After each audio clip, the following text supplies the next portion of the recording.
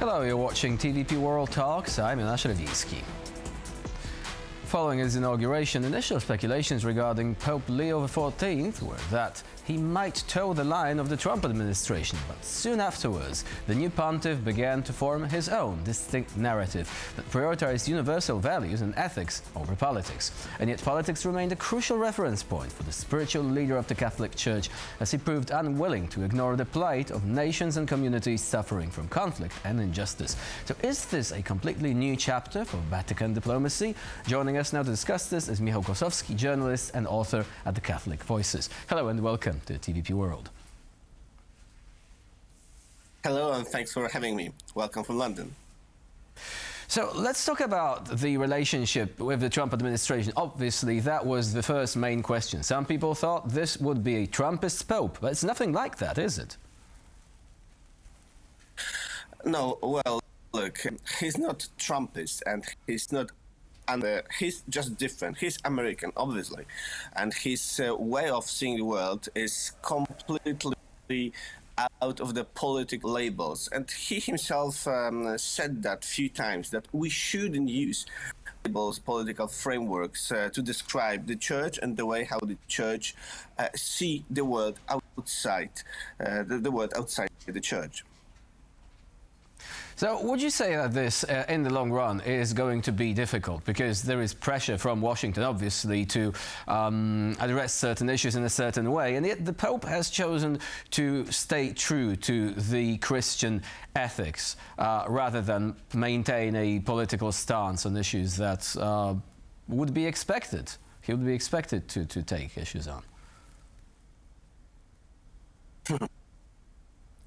Well, you know, there are a few most important topics in the Catholic social teaching. One of those topics is, for example, the dignity of a human person, each and every human person. And, you know, possibly also you and many people here remember the way how Trump administration, J.D. Vance and many people from Washington were speaking about migrants, for example. And Pope Leo once, when he was not a pope, but a cardinal, had kind of like a dialogue on X with J.D. Vance, pointing him that he's not right using the language and kind of like a Catholic framework, philosophical framework, trying to, you know, to describe the situation in the UN. And I would say that it will be, and it is now, one of the most important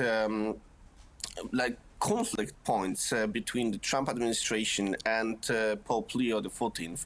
But still, there is, you know, this narrative globally.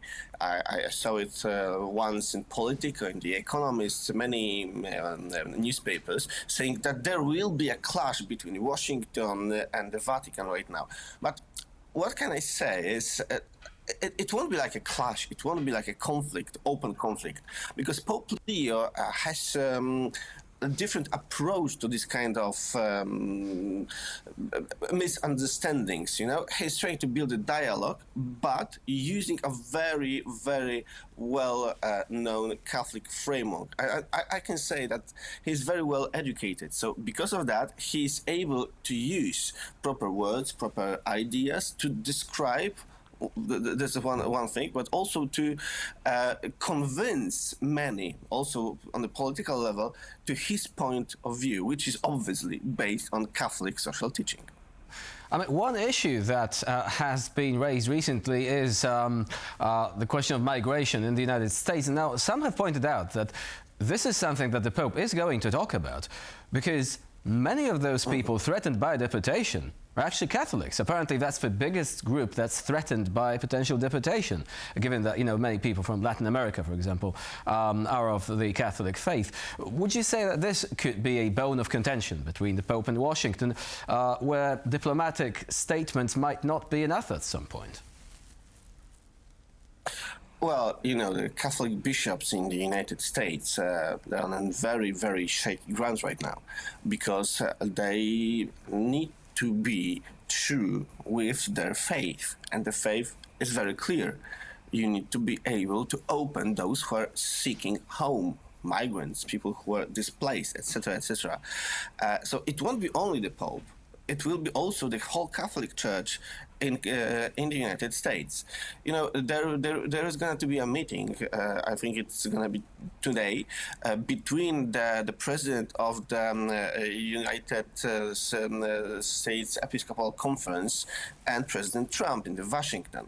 So there is a lot of tools that the Pope can use to build a dialogue, a lot of ways to communicate with the Washington on those kind of very important issues. It do not has to be like a Pope himself speaking that Mr. President, you are wrong.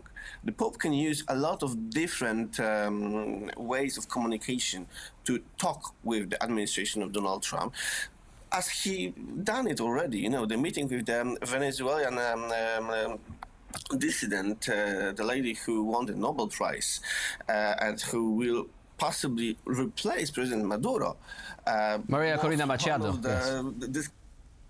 Exactly. Sorry, I forgot her name.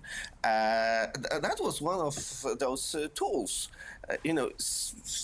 showing the world that the dialogue is possible. You don't need to use, the violence, wars, etc., etc. You can talk and trying to use language in a proper way, as he mentioned during his annual speech to the ambassadors accredited with the Holy See. That's a very interesting point there, because he condemned violence. He said that we live in an era where war is actually becoming in vogue once again. But also he has markedly changed his stance concerning Ukraine. I mean, Pope Francis would often make controversial statements concerning Russia, concerning who is to blame for the war. Do you think that we're coming back to where this spiritual guidance, this beacon of guidance, should actually be pointing towards, instead of the ambiguity that existed during the term of the previous pontiff? Well, first of all, I would never say that there was like ambiguity during the papacy of Pope Francis. I was there many times when Pope Francis was speaking about Russia, about Ukraine, and definitely he was unable to understand our part of Europe. But Pope Leo is much more open for like a new projects. He many times mentioned that the Vatican is always open for the dialogue. It can always be a place to build a dialogue. And also I think that Pope Leo is more Western than the Pope Francis was. So he is able to understood much better what is happening in our part of Europe. I mean, Central Eastern Europe. Speaking that, I need to say that you are right, that there is also a bit change in the way how Pope Leo is shaping his narrative and language about the international issues. Francis once in 2014 said that Europe is old and it's like a grandma Europe. Pope Leo never said something like that. He's still very Western.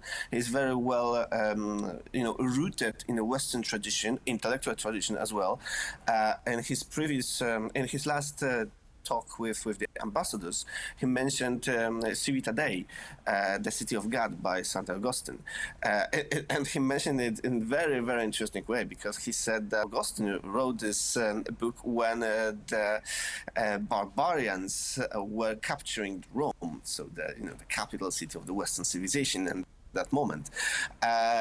He made kind of a parallel, saying that we are a very similar way that our world is changing right now, because also there are forces who are trying to kind of like capture our civilization, our culture, Western culture. So it's a time of change. Unfortunately, we have run out of time. I really do regret that, because it really is a fascinating conversation.